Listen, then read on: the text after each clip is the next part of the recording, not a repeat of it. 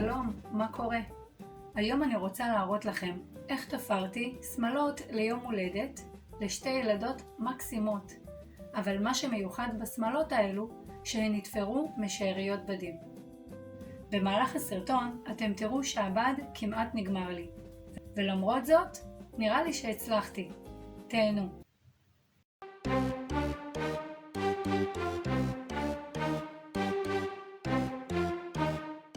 בחרתי את הדגם הרצוי והוצאתי את המידה המתאימה לבנות.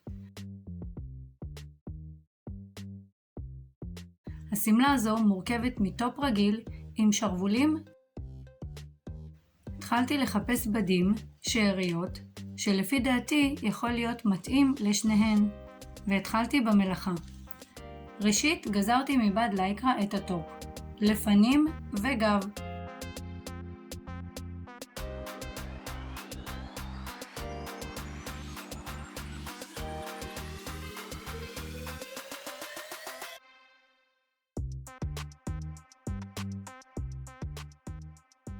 השרוול מתחרה בלבד.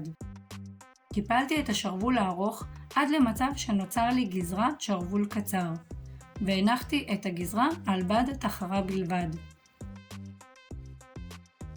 שימו לב שכל הגזרות של שתי השמלות נגזרות משאריות בדים, שבמידה והילדות לא ירצו ללבוש את השמלות, לפחות לא נזרוק לפח בד חדש.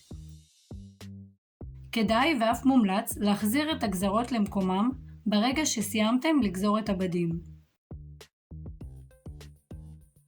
על מנת ליצור טופ מלייקרה פלוס תחרה, אני מניחה את גזרת הלייקרה על התחרה ומחברת את שני הבדים עם סיכות תפירה במסגרת.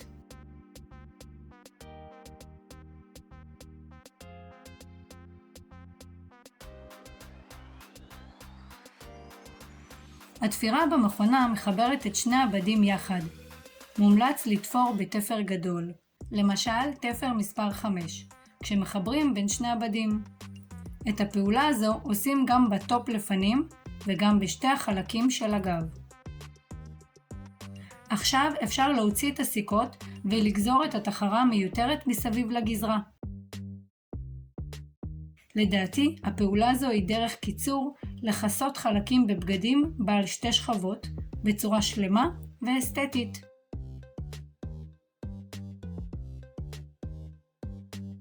חיבור הטופ באזור הצלע ובכתף ישלימו לי את הטופ לפני מדידה ראשונה.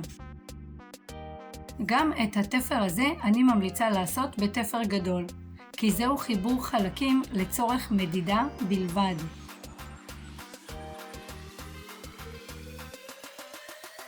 את השרוול אסגור בצורה רגילה, ללא מכפלת. להשלמת השמלה אני גוזרת חצאית חצי קלוש מבד סטן עבה. מסמנת את היקף המותן ואת האורך הרצוי, שהוא הולך וגדל, על מנת ליצור חצאית קצרה בלפנים וארוכה מאחור.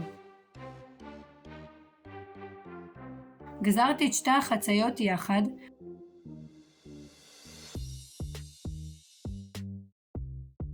וזו התוצאה הסופית. חיברתי את הטופ לחצאית בסיכות תפירה,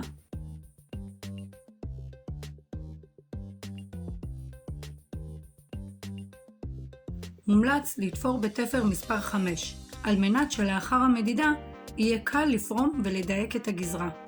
לסיום צריך לסגור כ2/3 מהחצאית בגב, ולהשאיר פתח לרוחסן. החצאית מוכנה למדידה. מדידה לילדות זה כזה. יש כאלה שיזרקו על הרצפה כל מה שעליהם,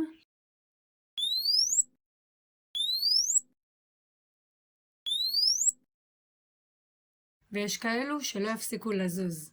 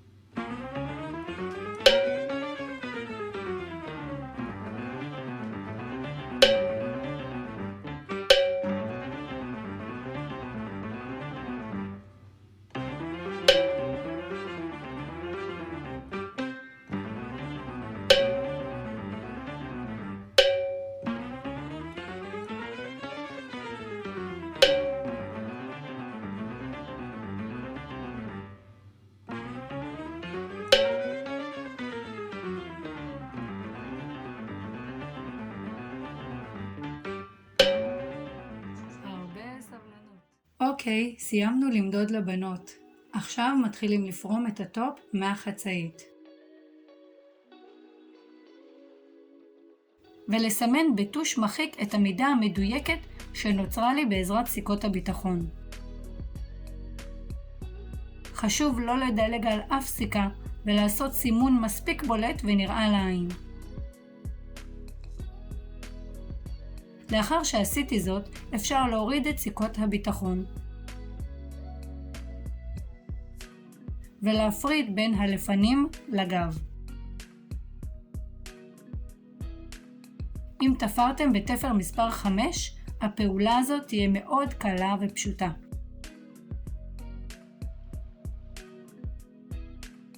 עכשיו בואו ונדייק את הגזרה.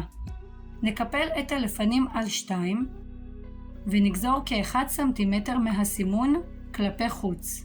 אותו הדבר לגבי המחשוף והצלע שבצד.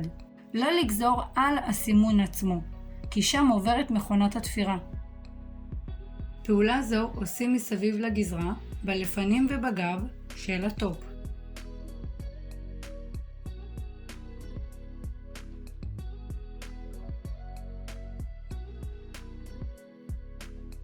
אני רוצה שהטופ יהיה עם שקיפות של תחרה, ולכן אני גוזרת רק את הלייקרה ויוצרת שוני בין שני הבדים.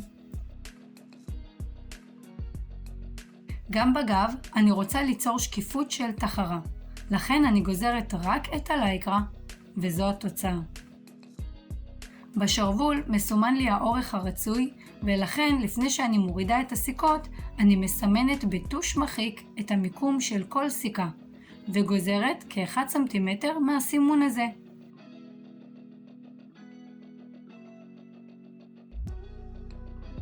מתחילים לחבר את החלקים שוב, אותה הפעולה שעשינו בהתחלה, רק שעכשיו הגזרה יותר מדויקת במידה של אותה ילדה. מומלץ לעבור על המסגרת של הלייקרה במלואה, סיבוב שלם.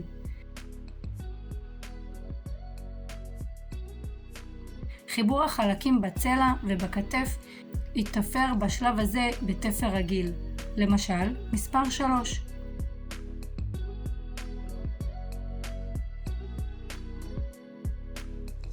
ניתן לעשות גם תפר אוברלוק. לא חובה, כי תחרה מהסוג הזה לא נפרמת. אך אם אתם תופרים לילדות או למבוגרים בדים עם נצנצים, אז תפר האוברלוק נותן תחושה יותר נעימה על הגוף. על מנת ליצור גימור לשרוול, עשיתי מכפלת לשני השרוולים.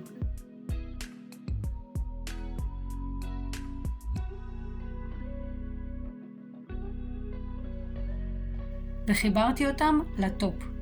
השרוול שיצרתי הוא שרוול כנף. הכוונה שתופרים אותו רק בחלק העליון של הכתף. אם הילדות ירימו את היד, יראו מעט את בית השכי. לזה קוראים שרוול כנף. לגימור במחשוף אני תופרת סרט גומי אלכסון. הסרט הזה יוצר לי גימור אסתטי וגם מונע מהפייטים שבבד לעקוץ ולגרד לבנות במחשוף. אני משתמשת בגומי אלכסון ולא בסרט אלכסון מפני שהתחרה הינה נמתחת. מומלץ ביותר לגייץ את הגומי לאחר תפירה ולהשטיח אותו כמה שיותר.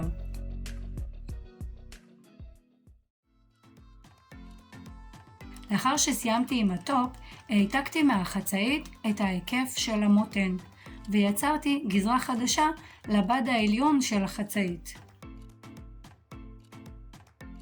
אפשר לראות שגם בגזרה הזו שמרתי על הרעיון הראשוני שהוא קצר בחלק הקדמי וארוך מאחור.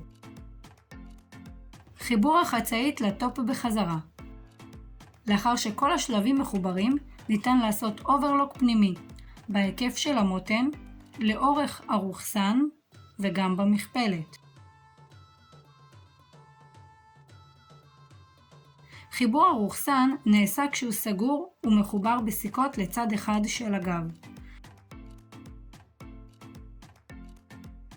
לאחר תפירה של אותו הצד, אפשר לחבר את הרוחסן לצד השני.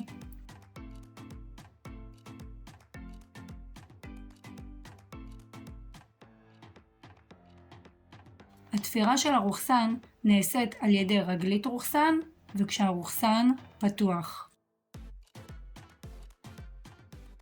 בזמן המדידה החלטתי להוסיף בד נוצץ בחצאית, שאם כבר הסמלה בהירה, לפחות שתהיה נוצצת. לחלק העליון של החצאית מצאתי שאריות בדים של פייט חול, בגוון ורוד ובגוון זהב חום. גזרתי את הגזרה שהעתקתי, כאשר החלק הקדמי מקופל על כפל בד. והתחלתי ליצור רצועות באורך 20 סנטימטר משאר שאריות הבדים שהיו לי. לא אראה לכם את כל השאריות שגזרתי, כי יש המון. רק אמחיש לכם שבאמת ניצלתי כל פיסת בד לשתי השמלות האלו.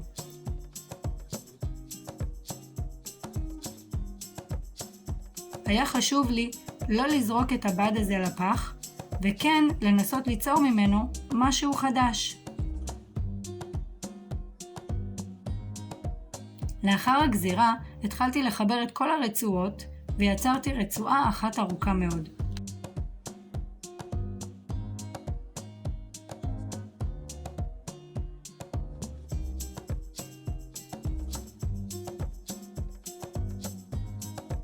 את הרצועה הזו קיבצתי בעזרת רגל קיבוצים. בגלל הפייטים הבד לא התכווץ משמעותית, אבל זה עזר מעט. חיבור הרצועה המקובצת לחצאית נעשתה על ידי סיכות. לא יודעת מה איתכם, בשבילי זה ריפוי בעיסוק.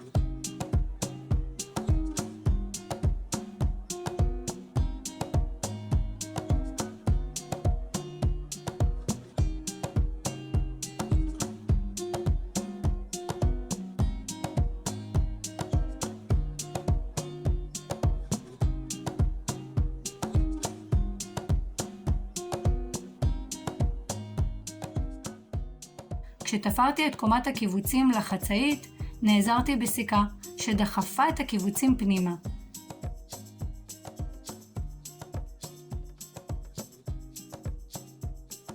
מדי פעם הרמתי את רגלית התפירה כדי למנוע מהכפלים להתעקם בצורה לא יפה. ובעזרת הסיכה סידרתי אותם בצורה אחידה יותר. לקחתי את הסמלה והנחתי עליה את החצאית הנוצצת. התחלתי בחיבור החצאית ממרכז הגב. ומה שעשיתי זה שהפכתי את החצאית יפה על יפה וחיברתי עם סיכות את העליונית הנוצצת לאורך המותן.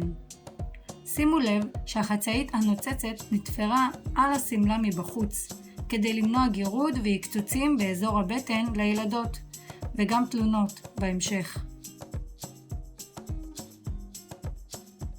למזלי, הבד הנוצץ מעט שקוף, ולכן אני יכולה לראות איפה המחט תופרת. ככה התפירה יוצאת מדויקת באזור המותן. חשוב לזכור לא לעלות על הרוכסן ולסיים את התפירה עם תפר חיזוק בסוף. לסיום, לסגור את החצאית בגב מהאזור שהרוכסן מסתיים עד למטה. אז חשבתי שסיימתי, אבל רוני לא הייתה מרוצה. היא התעקשה לסמלה ארוכה יותר. אז חזרתי לחדר התפירה וגזרתי רצועות יותר צרות. הרוחב המקסימלי שמצאתי היה 10 סנטימטר. ואם זה מה שיעריך את הסמלה אפילו מעט, והם יהיו מרוצות, שווה לי להתאמץ בשבילן. בשלב הזה כבר נשאר לי ממש חתיכות קטנות. אבל כשיש רצון,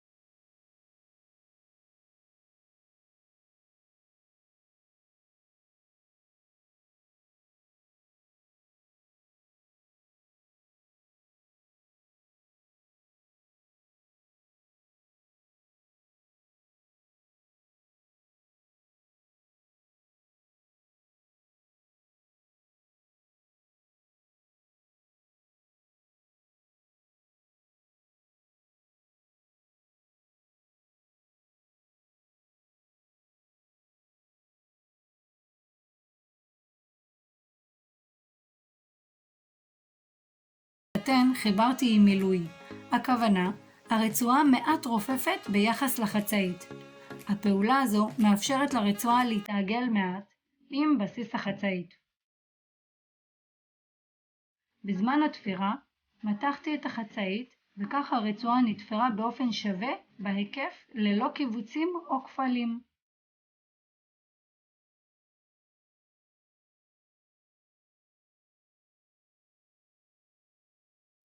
כשבסיס החצאית נתפר כמעט באורך מלא, מומלץ לגזור את שארית הרצועה, לסגור אותה ליצירת היקף מלא, ואז לחבר אותה לבסיס החצאית. וזהו, השמלות מוכנות למסיבה.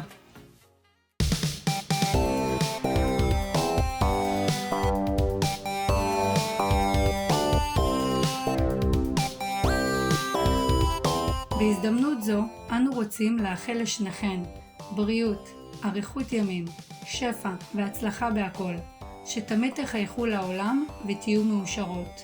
אוהבים, המשפחה.